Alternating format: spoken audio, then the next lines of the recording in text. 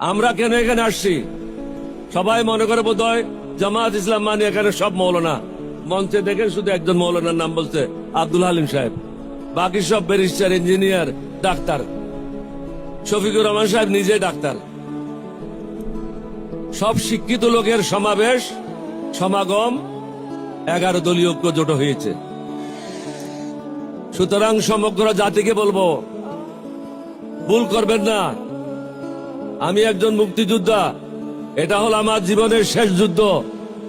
এই যুদ্ধ হলো সন্ত্রাসীদের বিরুদ্ধে, চাঁদাবাজদের বিরুদ্ধে, মাস্তানদের বিরুদ্ধে, টেন্ডারবাজদের বিরুদ্ধে। মানুষকে জেগে উঠতে হবে।